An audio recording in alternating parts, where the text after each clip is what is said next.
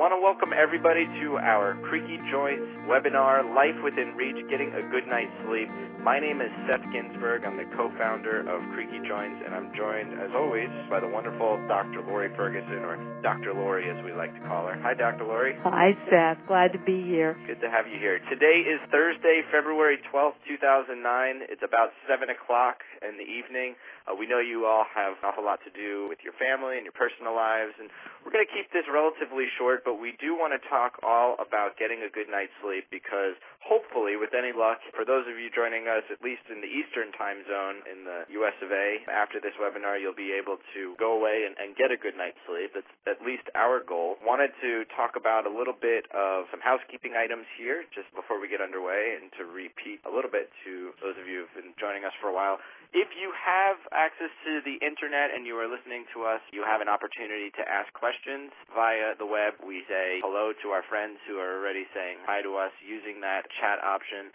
Tessa, of course, hello to you. There's a special shout-out up front. Saw you pop up earlier. As well as all of you joining from, it looks like, as many as I can count here off the top of my head, it looks like 20 countries. But we'll confirm that later. Everyone from all around the world, from as far down to Australia, New Zealand, and of course throughout the U.S. It just goes to show that the web is an incredible tool here, and Creaky Joints and of course arthritis is something that knows no border, no boundary, and we are one big global community, so it's good to have you all here. We also want to let you know that there's no need to write down or take rigorous notes because this will be recorded, and we will have all of this information posted very shortly on the Creaky Joints website. So if you'd like to just sit back and listen in and or ask questions, we will make sure to get to as many as possible by the end of this hour here and make sure that your questions were addressed. Also want to thank and appreciate all the work that the great team here at Creaky Joints has done behind the scenes to set this up. Joey, Alexi, and the gang who put a lot of work into making this technology happen, and I appreciate that up front. Also, because if there are any problems, they're the ones we can blame. Just kidding, of course. Lastly, we want to take note of our sponsor, the folks at Centacor, for making this event possible through an educational grant. We really appreciate their support and the opportunity to bring all this information to you about getting a good night's sleep. So, let us jump in. Are you ready, Laurie? I'm ready. Let's do it.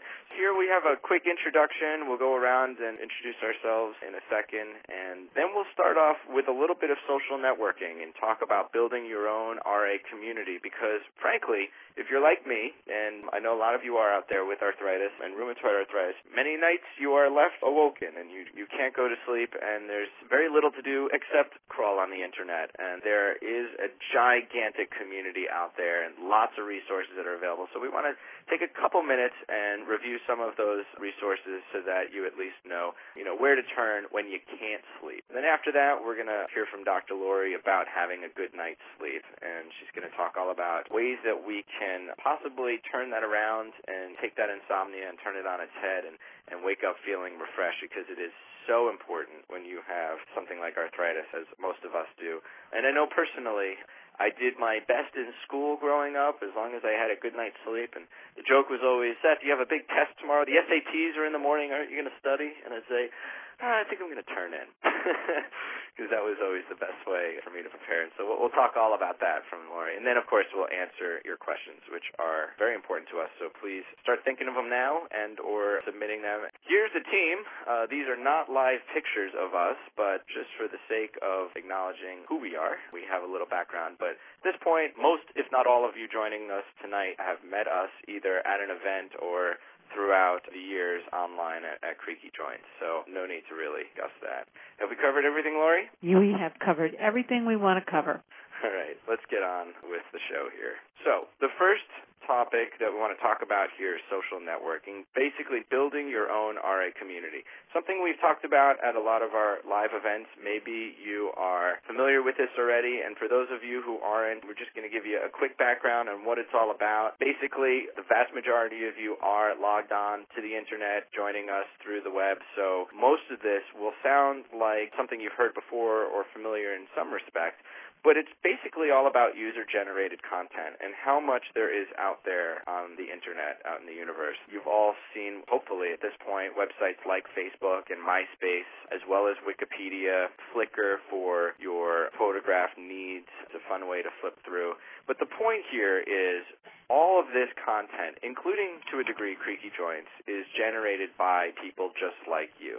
And so what's important here is you understand that a lot of the information that's out there, and we'll put Creaky Joints aside for a second because you, of course, know the source is trusted and well-known. But Facebook, MySpace, YouTube is a classic example. Anybody can be star of the show by setting up a video camera and filming their dog chase its tail. That does not make them the expert on pet health, for example. Of course, more germane to this talk is arthritis. And so the point about user-generated content is it is just that, user-generated. And we just want to remind you that sometimes it can do wonders in the sense that you can receive support and the been there, if you will. I've been there sentiment of people who have been there and who've experienced things. But at the same time, and really this goes without saying, nothing you come across on the internet as it relates to your arthritis and your health for that matter should take the place of the advice given by your medical professionals and your doctors. And that holds true even for tonight. We are the experts in our own minds. Right, Laurie? Well, I hope that, yeah. But we are also, no substitute for the advice that your doctor can give you or your medical professionals, because they're the ones who know your true medical history as it relates to any issues that you might have. So I'll give you an example. My mother today calls me up and says, I was just prescribed this new medicine for my arthritis. My hands are getting worse. What do you know about it? And I said, didn't you just come from the doctor? Shouldn't you have asked her this question? Too often people turn to friends and family and then ultimately the ether and the folks out on the internet for advice like, what do you think of this drug? Is it good? Should I take it? And ultimately that can't replace the information and advice of a doctor. But there is an awful lot of soft stuff, and we say that with a smile, of course, that is out on the internet in the RA world, in the blogosphere.